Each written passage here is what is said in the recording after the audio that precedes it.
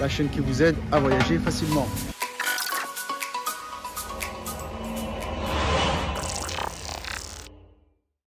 À la base, quand j'ai commencé à écrire sur Milan, je me suis dit bon, ça va être assez rapide, je vais faire ça vite fait, bien fait.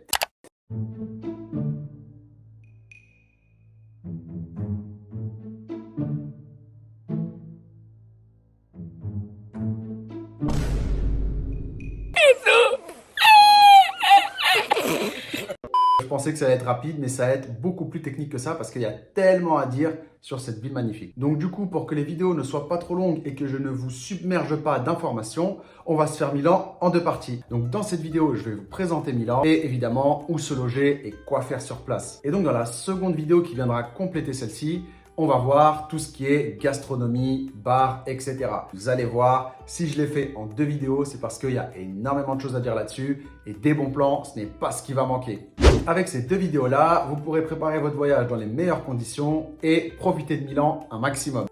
Aujourd'hui, on se retrouve pour parler de l'un des city breaks les plus cotés du continent. Aujourd'hui, on va parler d'une ville que l'on ne présente plus. On va parler de Milano. Présentation de Milan. Chaque année, des millions de gens viennent fouler le sol de cette région aux allures historiques, mais également fashion. En effet, de nombreuses grandes maisons de la haute couture transalpine y ont élu domicile pour y imposer leur marque.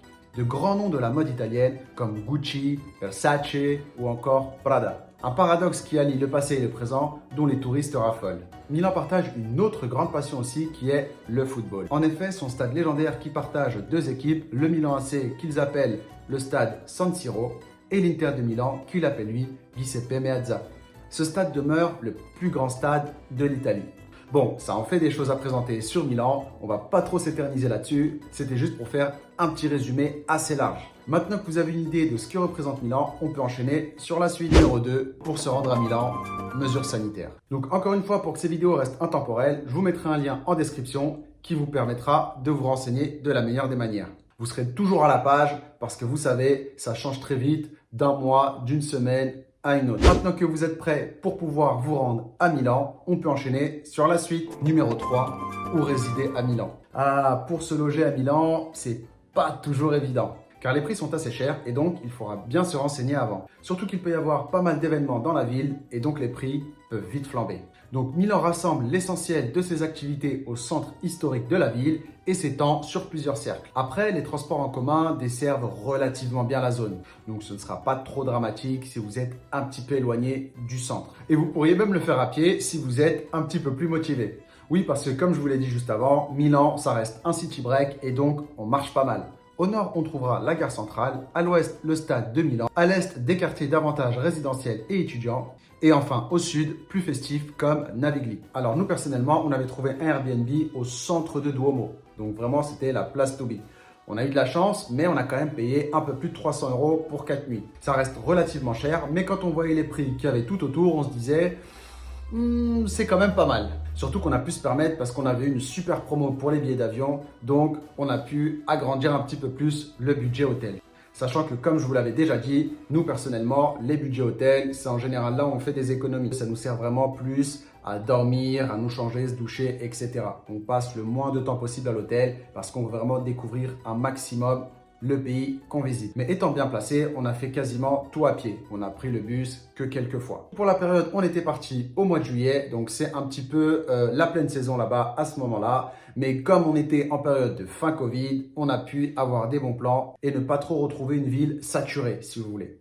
Donc on peut dire que c'était pas vraiment les mêmes règles du jeu en termes de prix et saison, on va dire. De toute façon, bientôt je vous ferai une vidéo de comment je fais pour trouver des billets d'avion pas chers, des hôtels moins chers ou même comment j'organise mes voyages en général. Donc comme ça vous permettra vous aussi de trouver des bons plans voyage. Donc si ça vous intéresse, pensez à me le dire en commentaire, mettez-moi un petit pouce bleu au passage et pensez à vous abonner.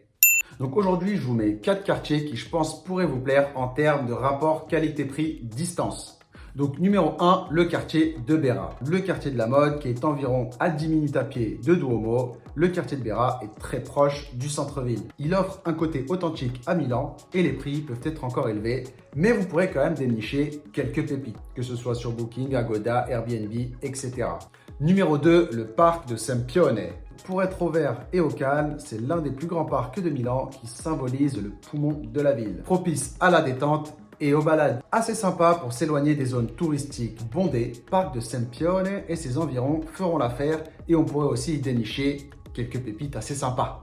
Numéro 3, le quartier de Navigli. Le quartier festif, donc profitez des nombreux petits restaurants, bars, cafés, discothèques qui bordent le canal. Un quartier qui pourrait convenir à nos clubbers ou aux plus jeunes d'entre vous pour une animation nocturne, étudiante ou même multiculturelle. Et contrairement à ce que l'on pourrait croire, les prix sont plus bas et vous pourrez trouver des endroits beaucoup plus tranquilles que l'on ne croit.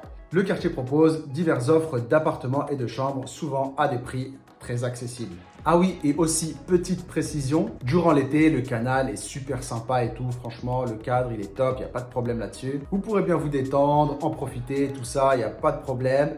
Mais prenez garde aux moustiques qui traînent dans ces eaux-là, avides de sang nouveau des touristes. Avec Mimi, on s'était littéralement fait bouffer et c'était trop relou. Donc vraiment, faites attention à ça, la famille. Et pour finir, le dernier quartier, la gare centrale de Milan. Porta Garibaldi, l'une des artères du réseau ferroviaire milanais, située plus au nord, c'est le lieu idéal pour se loger à moindre coût, tout en étant pas trop éloigné du centre-ville, évidemment. Un lieu assez stratégique pour dormir à Milan, car vous trouverez pas mal de transports qui pourront vous conduire dans les meilleurs endroits de la ville. Alors évidemment, vous perdrez un petit peu plus de temps dans les transports, c'est normal, mais vous paierez moins cher. Donc voilà, je vous ai mis grosso modo quelques quartiers à découvrir si vous voulez résider à bon prix. J'ai essayé de couvrir les demandes un petit peu de tout le monde. Ça reste un minimum subjectif tout de même. Donc je vous invite après à faire un peu plus vos recherches pour dénicher vos propres pépites. Parce que là, je pense que vous avez largement de quoi faire. L'aéroport, c'est un petit bordel qui vaut le coup d'être décortiqué. Alors souvent, quand on arrive à Milan, on atterrit à l'aéroport Milan-Malpensa. Je ne sais pas si je le dis bien, mais Milan-Malpensa, qui est un peu l'équivalent de l'aéroport Charles de Gaulle à Paris. Quand je dis équivalent, je parle uniquement en termes de distance. Cela équivaut à peu près 45 minutes en voiture. Vous pourrez aussi atterrir à l'aéroport de Bergame et là, vous en aurez pour à peu près 1 heure de trajet. Donc, si vous n'avez pas anticipé au préalable, vous pourrez vous retrouver soit à vous taper environ 1 à 2 heures de transport entre Bergame et Milan, soit à vous taper un taxi qui va vous coûter à peu près 100 euros. Et pareil pour l'aéroport de Malpensa. Ce sera soit 1 heure de métro, soit à peu près 100 euros de taxi. Ne vous inquiétez pas, on va voir ça ensemble. Déjà de 1, les terminaux. L'aéroport de Malpensa en possède 2. Le terminal 1 et le terminal 2. Merci pour cette...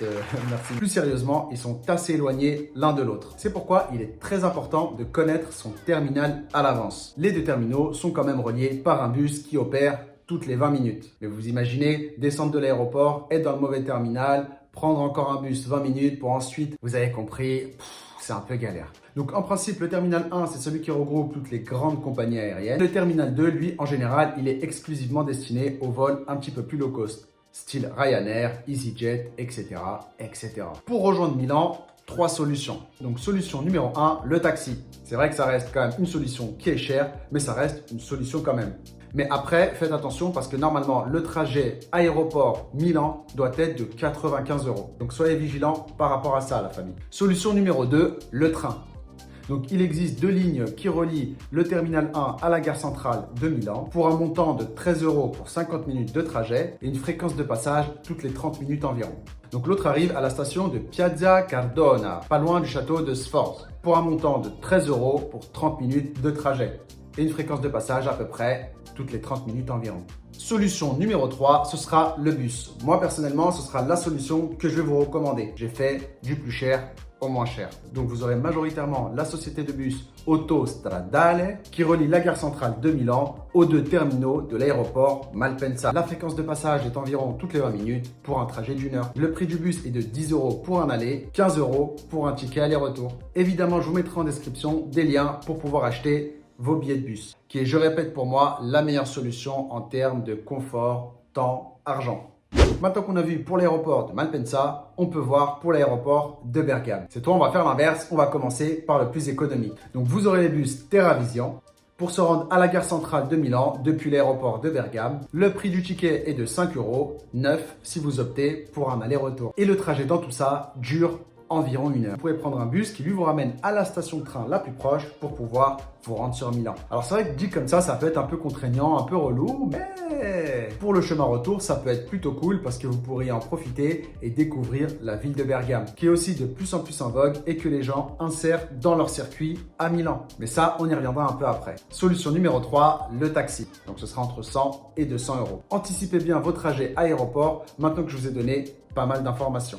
Ah oui, et dans cette vidéo, j'ai oublié de vous parler de l'aéroport de Linate, qui est le plus proche de Milan, à seulement 8 km de la ville. Vous pourrez y aller en bus également, où deux compagnies Starfly et Airbus fournissent à peu près le même service, c'est-à-dire des bus entre 6h du matin et 23h30 qui vous amènent à la gare centrale, fréquence 20 à 30 minutes. Le trajet est de 25 minutes environ, lui, et le prix est de 5 euros l'aller, 9 si vous optez pour un aller-retour. La deuxième solution, ce sera également un bus, mais celui-là, ce sera le bus 73 ATM qui, pour environ 2 euros, vous amène directement au centre de Milan, donc vers Duomo, pour environ 25 minutes de trajet. Mais vous pouvez aussi opter pour un transfert, Civitalis Milan par exemple, qui est de la mise à disposition efficace pour planifier vos trajets. Ou encore réserver un Uber tout simplement, des prix pouvant aller entre 30 et 60 euros environ. Vous avez également la solution du taxi, encore une fois, avec des prix pouvant aller entre 30 et 150 euros. Donc voilà, c'était simplement un petit complément d'information que je voulais vous donner pour le troisième aéroport, c'est-à-dire Milan-Linate.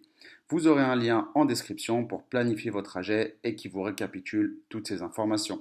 Allez, on reprend la vidéo, la famille. Donc maintenant qu'on a une idée de ce que c'est Milan, de où résider à Milan, des mesures sanitaires et de comment arriver de l'aéroport à la ville, place à que faire sur place, que faire à Milan. Donc avec ce qu'on a plus ou moins vu dans la présentation, vous vous imaginez bien que des choses à faire à Milan, il va y en avoir pas mal. Alors évidemment, je ne vais pas tous vous les citer parce que sinon la vidéo serait encore une fois beaucoup trop longue, mais je vais vous donner les meilleurs, les incontournables ou ceux qui ont une très bonne réputation. Numéro 1, visiter les monuments historiques. Donc pour commencer, les visites sont évidemment l'un des gros points forts de la ville. Que l'on soit passionné d'histoire ou pas, il vous sera impossible de passer devant toutes ces ruines ou tous ces monuments historiques sans qu'ils attisent ou piquent votre curiosité. Donc vous avez la cathédrale de Duomo qui est le véritable symbole de la ville et qui constitue le centre historique et le point de départ pour votre séjour visite à Milan. Évidemment, vous pourrez entrer gratuitement parce que ça reste quand même un lieu de culte, mais il y a aussi un musée à l'intérieur et donc à partir de là, ça deviendra payant. Vous pourrez aussi également monter tout en haut de la cathédrale et apercevoir Milan tout entier.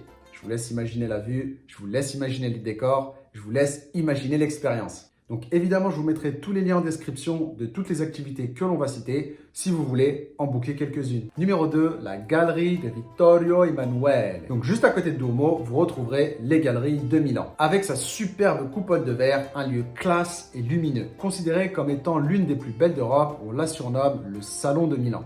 Vous êtes obligé de passer par là. Elle abrite plusieurs boutiques de très grands noms et de haute couture, comme Louis Vuitton, Versace, Prada, etc., etc., sans compter tous les restaurants assez chics que vous trouverez sur place. Donc si vous continuez tout droit et que vous suivez l'axe des galeries, vous tomberez sur la Scala. La Scala est le célèbre opéra de Milan, l'un des plus célèbres au monde et l'un des plus importants de la culture italienne. Il abrite également son musée et ses expositions pour tous nos passionnés d'art. Numéro 4, le château de Sforza. Donc en continuant toujours sur votre trajet, oui je vous ai dit que tout était regroupé. Vous trouverez le château de Sforza, édité afin de protéger et de défendre la ville contre son ennemi, Venise. Il est également réputé pour avoir accueilli les ateliers de Léonard de Vinci pendant la période de la Renaissance. Donc profitez des nombreux musées à l'intérieur pour ne pas vous en spoiler une partie ici. Numéro 5, le parc de Sampione. Donc juste derrière le château, comme je vous disais tout à l'heure, en plus d'être un grand parc à Milan, le parc de Sampione est un lieu privilégié pour profiter de la verdure, se détendre ou faire une petite balade. À l'intérieur, vous pourrez aussi apercevoir quelques monuments assez sympas comme l'Aquario Civiccio, l'Arena Civica et l'Arco della Place, l'Arc de Triomphe de Milan, édifié pour célébrer la paix. Donc le parc est plutôt pas mal, hein, je vous l'avais dit. Numéro 6, l'église de Santa Maria del Grate. Je sais pas vous, mais j'ai l'impression que mon accent devient de mieux en mieux au fur et à mesure que cette vidéo avance. Qu'est-ce que vous en pensez? Non. Donc toujours pas très loin du château de Sforza, hein, un autre lieu mythique à visiter si vous le souhaitez. Donc ce petit bijou de la Renaissance abrite l'une des peintures murales les plus réputées d'Italie, faite par Léonard de Vinci, appelée la Scène. Autrement dit, la Cena del Signore. l'un des endroits les plus visités de Milan. Alors, toujours dans un rayon très proche, oui, encore lui, Léonard de Vinci, véritable symbole de l'esprit universel de la Renaissance. Vous pourrez apercevoir pas mal de ses maquettes et de ses créations, et vous en apprendrez sûrement pas mal sur le personnage et sur sa vie. Vous pourrez également rentrer dans sa tête le temps d'un instant. Personnellement, moi je trouve ça hyper intéressant. Alors évidemment, n'allez pas me faire tout ce que je viens de vous citer en une fois. C'est pas parce qu'ils sont juste les uns à côté des autres que vous devez vous y jeter. Vous êtes en vacances, je vous le rappelle, vous êtes là pour vous détendre et pour kiffer. Profitez de la Dolce Vita italiana. Bon, je pense qu'on va s'arrêter là niveau visite. Je pense que vous avez de quoi faire. Numéro 2, les autres visites. Évidemment, à Milan, il n'y a pas que des visites culturelles. Non, ça serait trop facile sinon. Vous allez voir que la ville a plus d'un tour dans son sac pour vous surprendre. Numéro 1, vous pourrez visiter le quartier de Navigli. Comme je vous disais tout à l'heure, c'est l'un des quartiers les plus animés de la ville. Donc en plus de profiter d'une vue assez sympa sur le canal et de magnifiques couchers de soleil, vous pourrez profiter des nombreux bars, restaurants, discothèques, etc. Pour une ambiance des plus sympas, pour s'amuser, s'ambiancer, se relaxer, etc. Ce qui est bien avec l'église, c'est que tout le monde y trouve son compte et que les prix ne sont pas exorbitants. Numéro 2, visiter Bergame. Alors oui, je vous l'ai déjà dit, visiter Bergame, c'est quelque chose qui se fait de plus en plus quand on va à Milan. Pourquoi? Car elle offre quelques avantages que Milan ne peut pas offrir. Un endroit plus apaisant, un endroit plus vert, un endroit plus naturel. Avec le fameux lac de Côme ou le lac de Garde, une charmante petite ville plus authentique qui est beaucoup plus représentative de la Vera Italia, donc la vraie Italie, que l'on aime aussi appeler en italien la Dolce Vita, la douce vie. Vous pourrez déguster des fameuses pizzas à l'italienne pures, un vrai homemade que Milan ne garantit pas toujours également. Je vais quand même prendre 1 ou 2 minutes pour clarifier certaines choses. En fait, je veux pas me la jouer genre c'est bon, j'ai été en Italie et c'est les meilleures pizzas au monde que j'ai mangées de ma vie. Non, si je l'aurais pensé, je l'aurais dit, mais là pour le coup, ce n'est pas le cas. Attention, encore une fois, je ne mets pas tout le monde dans le même lot. Il y avait des pizzas à Milan qui étaient excellentes et même réputées. Ne manquez pas la prochaine vidéo parce que je vais vous en donner des bonnes adresses où c'est les meilleures pizzerias de Milan. Donc, restez branchés la famille. Donc, pour revenir à ce que je disais, moi personnellement, j'en ai déjà mangé 1 ou 2 qui étaient meilleures à Paris. Je vous donne mon ressenti sincère, hein. Je ne vais pas me forcer à vous mentir pour en rajouter une couche. Ça n'a aucun sens. Parce que je sais qu'il y en a certains qui aiment bien jouer à ce petit jeu. Genre, ils ont été dans une destination et parce que c'est de là-bas que vient telle ou telle chose, c'est forcément là-bas qu'ils ont mangé le meilleur. Un exemple, c'est pas parce que tu as été au Japon, que tu as mangé des sushis ou des makis, que ça va être forcément le meilleur endroit au monde où tu as mangé des sushis ou des makis. Il y en a qui vont y aller, qui vont tellement être habitués à la manière dont les sushis ou les makis ont été faits en France, qui vont pas forcément apprécier ceux du Japon par exemple et qui vont vous dire « Ah non, c'est quand même les meilleurs que j'ai mangés de ma vie parce qu'il les a mangés au Japon. » Vous voyez ce que je veux dire? Donc message à tous ceux qui jouent à ça, même si vous auriez aimé le penser, c'est faux. Si tu en as mangé des meilleurs en France ou ailleurs, où est le problème? C'est pas grave, le principal est que toi tu apprécies ton voyage, que tu manges bien et ce sera déjà très bien. Bon après attention, hein, n'allez pas croire que je mets une balle perdue pour le Japon, loin de là. De toute façon, c'est une destination à laquelle on aura le temps d'y revenir bien en détail. Et puis on est en France, à Paris plus précisément, dans l'une des capitales où l'on mange le mieux au monde. Et c'est l'un des plus gros points forts de notre capitale, donc que ce soit par la renommée de ses grands chefs gastronomiques et aussi pour toute cette population cosmopolite qui viennent apporter leur touche à la ville. Donc s'il vous plaît, ceux qui jouent à ça, vraiment arrêtez. J'aime pas trop l'idée de vivre dans des business models. J'ai été dans le pays de la pizza, donc c'est les meilleures pizzas du monde. J'ai été dans le pays des sushis, donc c'est les meilleurs sushis du monde. On redescend. C'était juste pour remettre quelques pendules à l'heure, parce que parfois certains viennent me reprocher le fait de ne pas aimer une cuisine ou quoi. Or que moi j'aimerais bien aimer toutes les cuisines du monde, hein, mais malheureusement je suis un être humain et forcément il y a des choses que j'apprécie et d'autres que je n'apprécie pas. Bon, pour revenir à Bergame, parce qu'à la base je crois qu'on parlait de Bergame, enchaîne avec les autres visites. Numéro 3, j'ai nommé la mode. Ah, voilà un chapitre que vous attendez depuis un petit moment je pense. Comme je vous le disais en début de vidéo, Milan accueille pas mal d'événements au cours de l'année. Et El Salone dei Mobili en fait partie. Ou appelé plus communément le Fiorizzalone, une exposition très importante qui attire l'attention du monde entier. C'est un événement qui se déroule dans toute la ville, une semaine durant le mois d'avril où d'importantes marques situées dans les différents quartiers présentent leur nouvelle collection d'ameublement et organisent des événements spéciaux avec de la musique, divertissement, spectacles, etc. etc. On pourrait également l'appeler le Milan Design Week. Donc attention car pendant cet événement, les prix des logements à Milan peuvent vite grimper. C'est ce dont je vous parlais tout à l'heure. Deuxième chose au niveau de la mode, la Fashion Week. Je pense que ça parle un petit peu à tout le monde cette fois. Beaucoup plus célèbre et qui se déroule 2 fois par an à Milan et qui ne dure qu'une semaine. La Fashion Week est l'un des événements les plus attendus de la ville. En plus de lui apporter des retombées économiques non négligeables, c'est également là où les créateurs peuvent aborder leurs dernières créations auprès de mannequins venant du monde entier, tous plus beaux les uns que les autres, afin de défiler sur les plus beaux podiums.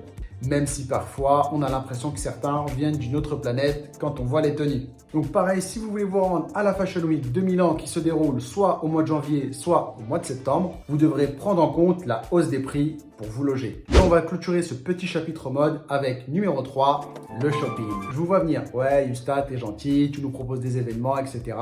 Mais moi, il est où mon intérêt dans tout ça? Moi aussi, je veux profiter de Milan, je veux profiter de la mode, etc. Professionnel. Donc vous inquiétez pas les amis, the bon plan is right here. Servale Designer Outlet. Donc sachez qu'à 1 heure de Milan se trouve le plus grand centre magasin d'usine en Europe. Vous pourrez y faire autant de shopping que vous le voudrez tout en bénéficiant de réductions allant de 30 à 70%. Sans compter la période des soldes où l'on peut encore plus faire de bonnes affaires. C'est pas mal. Parmi plus de 170 magasins dont certains possédant les plus grandes marques. Gucci, Versace, Prada et j'en passe et des meilleurs. Donc pour vous expliquer un peu l'idée, c'est comme un Val d'Europe géant pour mes Parisiens. Après, il y a d'autres outlets et même d'autres boutiques que l'on peut faire sur Milan.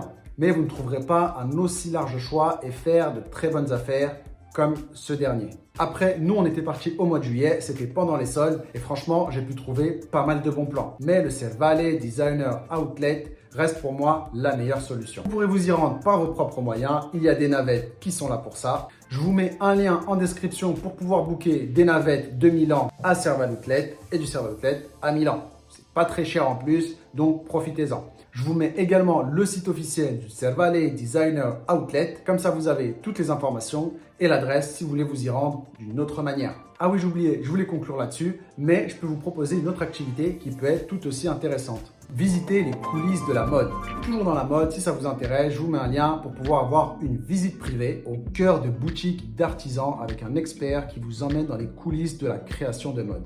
Il vous racontera ce qui s'y cache derrière les salles d'exposition. Ça conclut le mini chapitre de la mode. On va terminer sur la dernière visite que je peux vous recommander. C'est évidemment le stade de San Siro ou Giuseppe Meazza pour nos interistes. Vous pourrez aussi visiter le fameux stade de football San Siro qui est assez atypique car il est le seul à avoir un stade pour 2 équipes. Le Milan AC avec San Siro et l'Inter de Milan avec Giuseppe Meazza. Donc allez découvrir l'histoire de cette fameuse rivalité qui en est la cause et vous en apprendrez bien plus encore. Donc comme je vous disais tout à l'heure, le football en Italie, c'est comme l'art ou la pizza, ça fait partie de la culture. D'ailleurs, ceux qui s'y connaissent un petit peu, n'hésitez pas à me dire en commentaire si vous êtes plus team AC Milan ou team Inter Milan. Je serais curieux de savoir. Et c'est sur cette dernière petite interrogation que l'on conclut notre vidéo. Bon, j'espère que cette vidéo vous a plu. Je vous rajoute quelques activités que j'ai pas citées dans la vidéo. Une croisière à Milan, le City Pass 48 heures pour Milan, une visite guidée sur les 5 terres, un spa de luxe, etc., etc.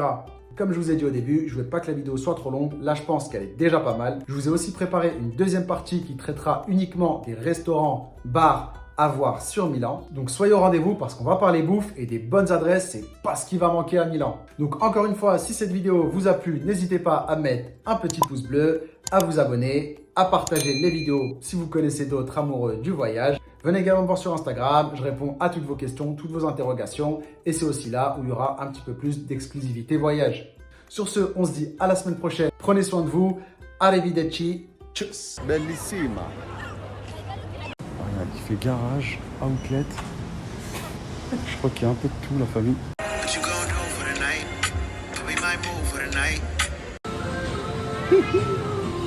Pour les fins connaisseurs.